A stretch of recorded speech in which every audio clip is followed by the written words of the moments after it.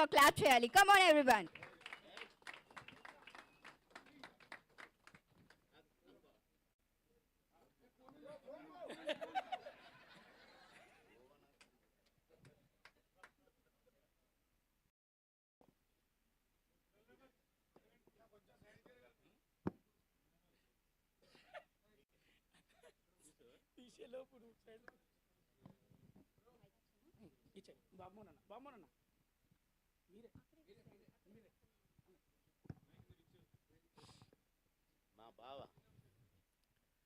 మా బావ 70 వసంతాలు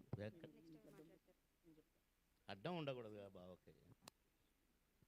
ఏం బావా, మా బావకు హ్యాపీ బర్త్డే బావా. Many many happy returns of the day. God bless you బా.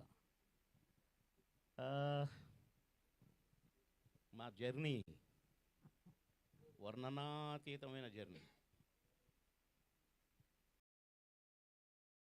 అసలు నేను ఒక షూటింగ్కి వెళ్ళాను. బిగినింగ్లో నేను ఉద్యోగిగా వచ్చాను హైదరాబాదు. ఆ షూటింగ్లో పరిగెత్తమన్నారు, పరిగెత్తాను. అటు కదా ఇటు అన్నారు. What is this? నేను ఒక ఆఫీసర్ ఉద్యోగం చేసుకుంటూ ఈ సినిమాలో దేవదు, నో యాక్టింగ్ అని డిసైడ్ అయిన తర్వాత ఒక 3 monthsకు నాకు ఎట్లొచ్చిందో ఆ పిలుపు వచ్చింది ఒక సినిమాలో నటించడానికి. ఎవరితో అంటే బ్రహ్మానందం గారి కాంబినేషన్ అండి అన్నారు. అబ్బా ఇది ఛాన్స్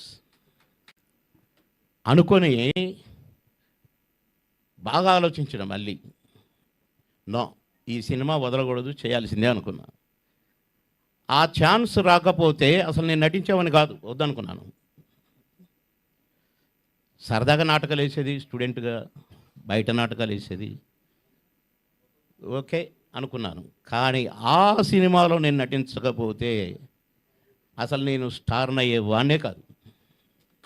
అది మా బావను కలిసిన రోజున, ఆ రోజు షూటింగ్లో బ్రహ్మానందం గారు అని మాట్లాడాను. ఇవాళ ధైర్యంగా బావ అని పిలుచుకుంటున్నాను. పనికొస్తాడులే అని మా చెల్లెని ఇచ్చాను. సరే ఓకే పర్వాలేదు బావా. కనుక నా బావ గురించి పొగిడితే దిష్టి తగులుతుంది. మా బావ ఏంటో నాకు తెలుసు, మీకు తెలుసు. ఆకాశం అంత బావ మా బావ. మేము షూట్ చేసేటప్పుడే నేను ఎన్నిసార్లు నవ్వాను ఆ కోతి ముఖం చూసి, ఆ ఎక్స్ప్రెషన్స్ చూసి. మేము ఎంజాయ్ చేస్తూ నటించాము. నాకంటే సీనియర్ అని నేను ఎప్పుడూ అనుకోలేదు. అంత బాగా కలిసిమెలిసి ఒక ఫ్యామిలీ మెంబర్స్ లాగా.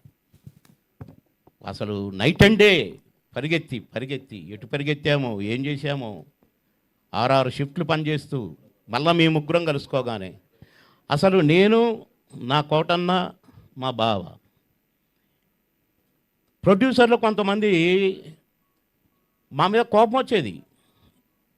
మేము రాజమండ్రిలో ఉన్నాం అనుకోండి, 3 రూములు వరుసగా ఉండేవి. వైజాగ్లో ఉన్నాం అనుకోండి, 3 రూములు వరుసగా ఉండేవి. కానీ మేము మాత్రం ముగ్గురం ఒకటే రూమ్లో ఉండేది. ప్రొడ్యూసర్లు ఏమైనా మీరు ఒకే రూమ్లో ఉంటారు కదా, ఒకే రూమ్లో తింటారు, 3 రూములు ఎందుకు, 2 రూములు దండకు కదా అనేవాళ్ళు. అదే ఇది అనేది. కరెక్ట్గా భోజనాలు అయిపోయి ఇక మా గోలంతా అయిపోయాక, గోలంత అంటే తాగుడు గీగుడు అనుకున్నారు. ఇక మా అల్లరి ఎంజాయ్ చేసి చాలేరా అని ఆయన అనేవాడు, ఏరే కోట అని ఈయన అనేవాడు. మధ్యలో నేను ఎంతో జాయ్ఫుల్గా ఉండేది మా షూటింగ్. మేము ఎంత అలసిపోయినా కూడా అలసట మాకు వచ్చేది కాదు, మేము ముగ్గురం ఉంటే. అలా ఎన్ని ఎన్ని ఎన్ని ఎన్నెన్ని మా బావతో జ్ఞాపకాలని చెప్తే మీకు బోరు కొట్టుద్ది.